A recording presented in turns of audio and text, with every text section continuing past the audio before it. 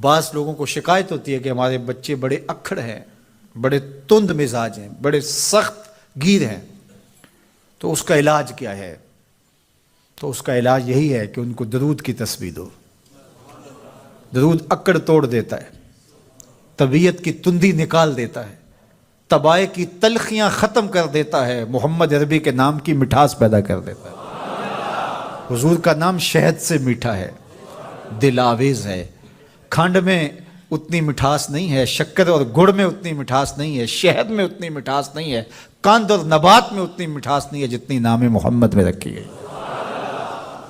ان کا نام لبوں پر آئے، میٹھا میٹھا منہ ہو جائے، ان کے بول بہاروں جیسے اور اصحاب ستاروں جیسے، ان سا پیارا اور نہ کوئی، ان سے بچھڑ کے لکڑی روئی، جب وہ سیر کو جایا کرتے سر پہ بادل سایا کرتے۔ میرے شہر کے ایک پنجابی شاعر ہیں، انہوں نے تو قلم ہی توڑ دیا نا، تینوں سینے دی میں ٹھنڈ آکھاں، اگر آپ کا ذوق ہو تو، تینوں سینے دی میں ٹھنڈ آکھاں، شہد گلاب تے کھنڈ آکھاں، تینوں نبیاں دا میں لاڑا آکھاں، تیرے ہجر دے وچ میں ہاڑا آکھاں۔ تو ان کا نام ہی میٹھا ہے، دل آویز ہے۔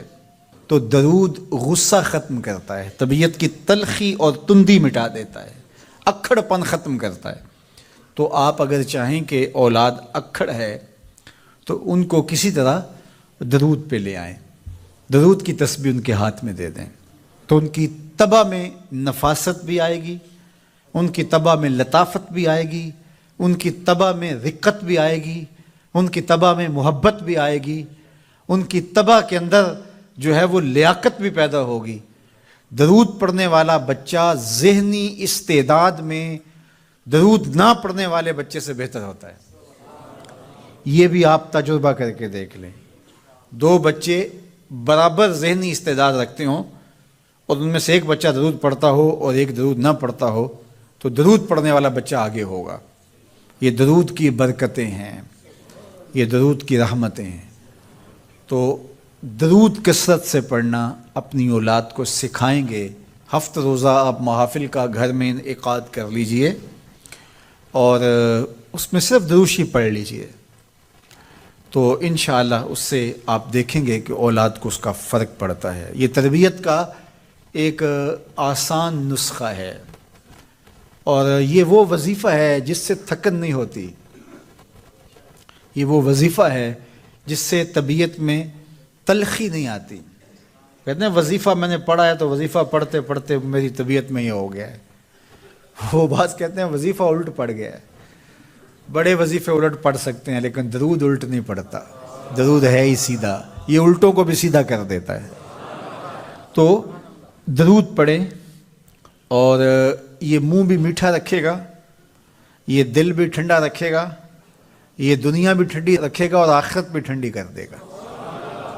درود چراغ بھی ہے، درود کستوری بھی ہے، خوشبو بھی ہے، مہک بھی ہے، شہد بھی ہے، گلاب بھی ہے، کھنڈ بھی ہے اور سینے کی ٹھنڈ بھی ہے۔ تو درود اپنی طبع کے اندر اچھی طرح سے راسخ کر لیں اور اپنی اولادوں کی طبع میں اس کو راسخ کریں۔ اس سے آپ عملاً دیکھیں گے، میرے اور آپ کے آقا و مولا نے ارشاد فرمایا قیامت کے دن میرے سب سے قریب وہ ہوگا جو کثرت سے میرے اوپر درود پڑھنے والا ہوگا۔ تو یہ حضور کی قربت کا ضامن ہے درود۔ تو اس لیے اپنی اولاد کو حضور علیہ السلام پر درود پڑھنے کی ترغیب دو۔ بچپن میں ہی اپنے گھر کے اندر مجالس درود قائم کرو، روزانہ کی بنیاد پہ ہو تو بہت اچھا، نہیں تو ہر 8 دن کے بعد ایک دن ضرور متعین کر لیا جائے۔ جمعۃ المبارک کے دن کثرت کے ساتھ درود پڑھنے کی ترغیب دی گئی ہے اور فرمایا اس دن فرشتے حاضر ہوتے ہیں۔ تو حضرت ابو درداء رضی اللہ تعالی عنہ نے عرض کی یا رسول اللہ صلی اللہ علیہ وسلم، آپ کی حیات طیبہ میں تو ٹھیک ہے لیکن جب آپ انتقال کر جائیں تو کیا اس کے بعد بھی یہ عمل جاری رکھا جائے؟ ابن ماجہ میں یہ روایت موجود ہے۔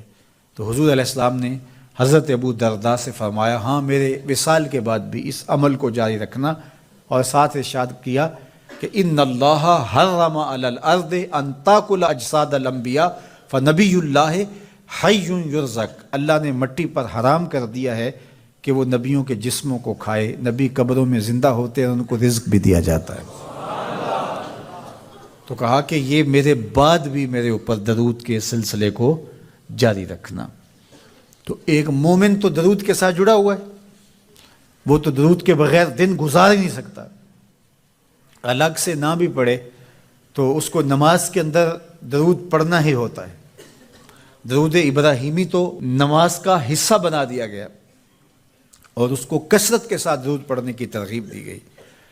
تو درود ایک ایسا وظیفہ ہے کہ جو اپنی زندگی میں جتنا زیادہ شامل کر سکتے ہو اتنا زیادہ شامل کر لو۔ ویسے بھی درود پڑھنے سے بچوں میں تقدس پیدا ہوتا ہے، بچے پاک دامن رہیں، عفت مآب رہیں، ان کی طبع میں تقدس رہے۔